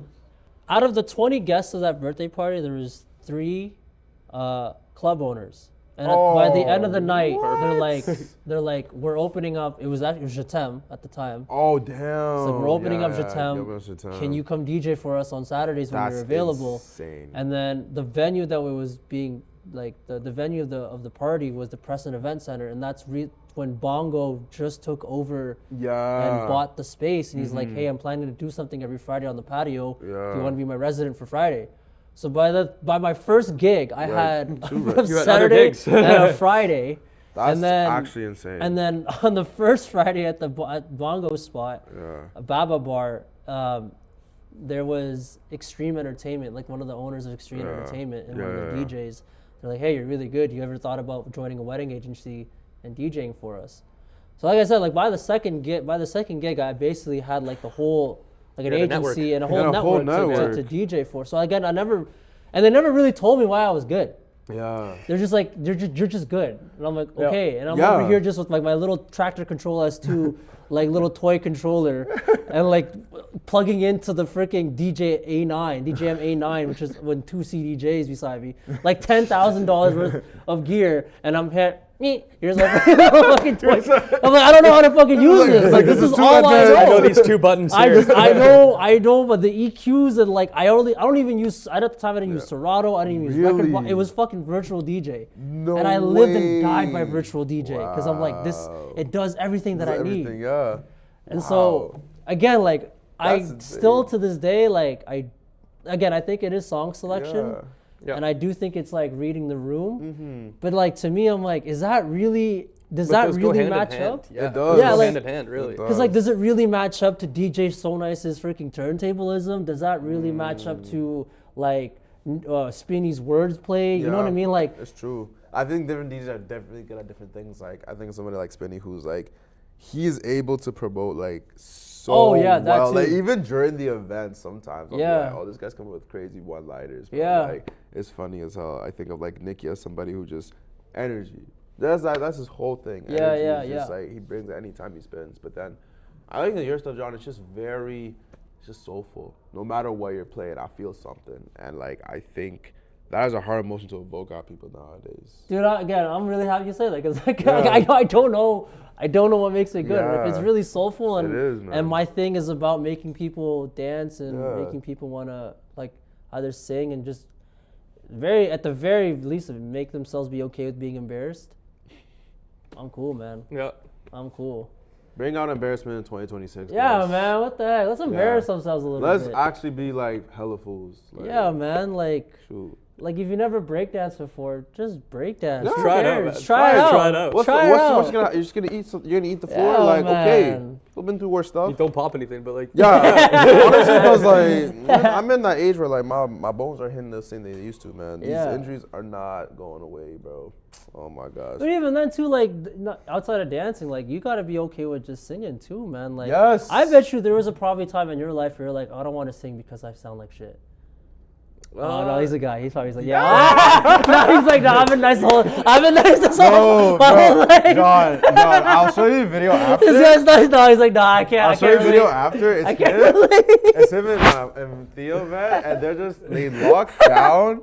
Like it's a campaign to go to called All VPC. That a talent show. They locked that itch down for like 60 minutes, bro. It was crazy. Like he's been a guy. He's been LeBron. Oh, he's LeBron since birth. Okay. No, because he could sing from time. Like them days was Theo playing the guitar, singing sometimes, and then John would just be singing. But like the way he was able to engage a crowd was like insane. Wow. It was insane. Wow, it was a fun time. Yeah, OVPC was a good time. That was a great time. I was like, oh, like they're going places. Wow, so you're that guy at the talent show. He walks around the entire audience. Yo, you're a guy! This. Reaching out to touch man's Yeah. Wow. And I got up too. I was like recording the whole thing. Like, wow. They did some crazy transitions. They went from Shape of You to One Dance. All in the crowd. Oh my God. You guys were in the crowd. Yeah. You were playing guitar and singing at the same time? No, Theo was playing guitar. I wasn't playing guitar at the time. Like I wasn't that good at guitar at the time. Knew like 2 chords probably. And then so I just had the mic, so I was like, well, I need to do something. I need to I need to move around. So So you went into the crowd? yeah, bro. That's I went into the crazy. crowd. Yo, like Drake a doesn't even superstar. do that. Like Usher doesn't even do that. That's crazy. And the thing that was crazy, it just felt so natural too. Like it was crazy. Everyone was activated with them, except for the judges. They were like, "You gotta back up away from me again. You're getting too close." Oh, what? There was always like a judge challenge. There was like, there was Yeah. like 3 judges. Yeah, it was. Yeah. Wow. Yeah. Did you win at least? You had to have won. Yeah, second, eh? Yeah. Oh, They that's- got robbed. Yeah, They got that's They got robbed. It was rigged. No, the girl who was It first, rigged. she was really good though. She did what? Rihanna a cappella or Beyonce a cappella or something? Dang, what school did you guys go to? This is a camp. This This is is like a a camp. summer. Oh, It's it's like camp. a summer camp. and, like, Okay. Summer Okay. camp. I went to a sports school. We didn't do much music at all. Okay, because let's say you guys went to Canterbury or something, or freaking. No, I went to Franco-Cité. Oh, Francois. Okay, yeah, Yeah. it is a sports school. Yeah. Jeez. So I didn't do much music when I was like in high school, besides the last year where I went and did a full like co-op, where I went to go write music in a music studio, and then we recorded it, and we went on tour through like 20 different schools Yeah. in our school board. So that was a lot of fun. Like I had some medleys there too, where I was going out into the crowd. I Jeez. was So I this had- is I had a that's vest. Guys got star power. I man. know. Yeah, you he's- guys fun, are and I would, multiple like, crowd throw it out going in and person. throw it out into Unlike the crowd. I had to get it back every time though, because I only had the one vest, but we didn't have an insane budget there. So when did you start doing music? Like, you wrote your first song at 16, so then you probably realized music was a thing for you. What age? Probably like 2019 when I was like trying to figure out what to do for school and stuff like that, and then did that co-op. So I did it was like an all-day co-op. So you basically just do that the whole time, and that's when I really like after the tour is when I really realized I was like, man, this was a lot of fun, and this was like, getting the crowd to sing with me and all that kind of stuff, because we had cover songs, like we had our own songs plus cover songs. But the cover songs, like the kids knew, like, Papa Ute and all that kind of stuff. People were big fans of that. So like I'd get the crowd into it and we'd sing together, and it was like, that was like a lot of fun. Yeah. And then like even after the fact, like we'd pack up all of our own stuff, like, packing it out, and then it would be like a recess for some of the kids, and you'd get like surrounded by kids as you're packing up, going like, can I have your autograph? Can I have your autograph? Like I had a school with like 80 people, Wow. and all 80 kids came with papers, like papers and pens, and they were like, can you sign our papers? And it was That's a like, guy. That's so- a guy. That's a guy. and I was like, this is fun, like, and just getting the kids, like a lot of the time it was like elementary schools, so you look like a rock star to these kids, and I'm like, this was a lot of fun. Like this was being so interactive with the people and seeing them enjoy the music was something I was like, oh, maybe I really want to do this. So then I went to university for music. Oh, nice. Yeah. So singing came first before the okay. Yeah, singing came first, and then when I was about 15, I asked my parents if I can learn guitar. Smart move. Yeah, and then took guitar lessons, and started taking singing lessons around the same time. Nice. Did about a year of both, and then I've just been on my own since. That's Besides all. like university, where I had like a private teacher that was able to teach me. And Singing too, I realize is that I think anyone could be good at singing. yeah, I really do think so. I think it's very, Because very plausible. It's like I used to do a lot, like just hang out at a coffee shop, and beside the coffee shop, it was headquarters actually. okay. Down in the market. Yeah, And yeah, the yeah, coffee yeah. shop also ran a hair studio, Okay. and like one of their, I think the manager there used to be like he's a talented vocalist, and he used to be I think a vocal teacher or something like that. Oh wow. Cool. Okay. And I just asked him one day, I'm like, hey, can anyone sing? He's like, yes, because your vocal cords are a muscle. Yep. You just gotta train it. You just gotta train it, right? True. Some people are like DK Metcalf and are just naturally born massive Yeah, and like on have the God. muscles, but like, anyone that's like Yeah. even a skinny person can Yeah. come up and just as Get long some as they crazy eat right cords, and they yeah. train right, they could squat 500 pounds, 400 pounds if they put their mind to it, right? It's true. So that's why I think obviously the gap between good and bad might be different for some people, Yeah. but I definitely think you can be good at one point. And that's why I say, like, don't be afraid to be embarrassed, because Yeah. You gotta what try. if, like, what if you spend a couple years being embarrassing and then 1 year it clicks and then Yeah. you become this guy? Yeah, literally. Become better or getting the autographs from like bare people, man. 80 people is insane. Yeah, that was fun. It's a good time. The yeah, like I feel like anyone can be a singer. Like anyone can learn how to sing. One thing that's tougher to teach, rather than is hearing what's right. So like hearing the right, like there's a lot of people who will like sing off key, and you're like, how are you missing this? And then you'll show them the key, and they'll be like, no, I can't hear it. Like they think they're singing in the right key, kind of thing. So I feel like that's a harder part to teach. Yeah. It's still can change, and it's teachable, but I feel like that's a harder one to change, because it's like you're like, some people will listen to music all the time, but then when they're told to sing that song, they cannot figure out what key it's in. Right. Like they can't figure out like where to start like their someone- voice, and someone they're just so off key, and you're like, how Someone's are just you? tone deaf. Yeah, exactly. there are a It's lot of tone tone deaf, deaf and it's people, like, yeah. so it's anyone. I do agree that anyone can sing, but like if you're tone deaf, it's a lot harder for sure. Like you. I'm curious though, like if someone is tone deaf, do like they can hear the different pitches and they can hear the different like I don't know how Word? it works in their brain. Like I yeah, that's really what I'm curious don't. about. Because Like, I is feel- music 'cause the to me- same for everybody now? No. I would think so, but I also think it's very different. Like a good example that I have is when I was a kid, I would be like, oh, this song sounds like this other song, and my mom would be like, what song?